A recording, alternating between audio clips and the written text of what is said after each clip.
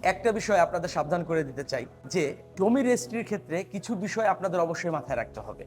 আপনি আপনার সারা জীবনের অর্থ দিয়ে একটি জমি অথবা জমির শেয়ার কিনছেন, কিন্তু অনেক সময় আমরা সামান্য কিছু অসাবধানতার কারণে আমরা বিভিন্ন সময় সমস্যার সম্মুখীন হই। আপনারা জানেন যে একটি জমি ক্রয় করার ক্ষেত্রে অবশ্যই আপনার উচিত যে জমিটি আপনি ক্রয় করছেন সেটি যত কাগজপত্র সিএস এসএ আরএস এর যে ধারাবাহিকতা সেগুলো একজন আইনজীবীকে দিয়ে আপনার চেক করানো উচিত।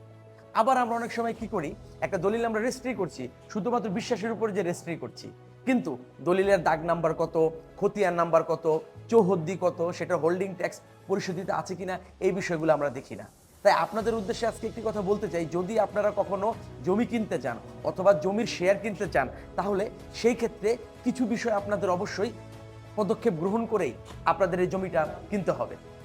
সেই জমি কেনার ক্ষেত্রে কয়েকটি পদক্ষেপ আপনাদেরকে জানাতে চাই যে জমিটি আপনি কিনবেন অবশ্যই সেটার জমির প্রকৃত মালিকের ধারাবাহিকতাটা আপনারা অবশ্যই সেটা দেখে কিনবেন। 2, দাগ নাম্বার ঠিক আছে কিনা, হোল্ডিং ট্যাক্স সবকিছু পরিচিত আসে কিনা সেটা আপনাদের দেখতে হবে। আরেকটি বিষয় আপনারা খেয়াল করবেন যে জমিটি আপনি কিনছেন সেই জমিটির উপর কোনো ওয়ারিশন নিয়ে কি কোনো তাদের দাবি দেওয়া আছে কিনা, সবকিছু ঠিকঠাক আছে কিনা সেটি দেখবেন।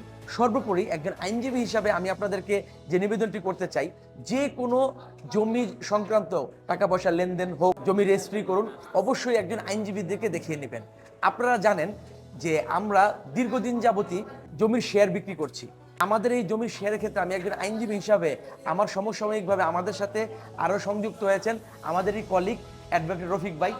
লাস্ট 2 থেকে 3 মাস আগে রফিক ভাই আমাদের কাছ থেকে যে জমির শেয়ারটি নিয়েছিলেন, উনিও কিন্তু এই জমির শেয়ার খরিদ করার আগে জমির দাগ নাম্বার কত, খতিয়ান নাম্বার কত, টাইটেল অফ চেইন ঠিক আছে কিনা, দলিলে যে ডকুমেন্টেশনগুলো করা হয়েছে সেগুলো আইনগতভাবে সঠিক আছে কিনা উনি দেখেছেন। উনি দেখেই কিন্তু সবকিছু বিচার বিশ্লেষণ করেই আমাদের উপর বিশ্বাস স্থাপন করেছে, উনি শেয়ার নিয়েছেন। রফিক ভাই একজন অ্যাডভোকেট, উনি কিন্তু বিভিন্ন সতর্কতার সাথেই আমাদের সাথে এই জমির লেনদেনটা করেছে এবং উনি দেখে নিয়েছেন। তো এই বিষয়ে রফিক ভাই আপনাদের সাথে এখন 2-1টি কথা বলবেন। আমি অ্যাডভোকেট রফিকুল ইসলাম, ঢাকা জজ কোর্ট। আমি ইতোপূর্বে Abir homes and development limited company থেকে একটি শেয়ার ক্রয় করেছি। আজকে আমার এক কাছের বড় ভাই আশিকুর রহমান ভাইও একটি শেয়ার ক্রয় করলেন। আপনারা জানেন যেহেতু আমি একজন লয়ার, যখন আমি একটা শেয়ার ক্রয় করেছি, আমি এই আবির হোমস যে ডেভেলপমেন্ট লিমিটেড কোম্পানির চেঞ্জ অফ অনারশিপ এটা আমি খতিয়ে দেখেছি। এখানে কোনো সন্দেহ নাই, চেঞ্জ অফ অনারশিপের সব ঠিকই আছে। যদি কোনো ক্রেতা কিনতে চায় নিঃসন্দেহে কিনতে পারে। যেহেতু আমরা কিনেছি, শুধুমাত্র আমি লয়ার তা না, আরও অনেক সুনামধন্য লয়ার এখানে শেয়ার ক্রয় করেছেন।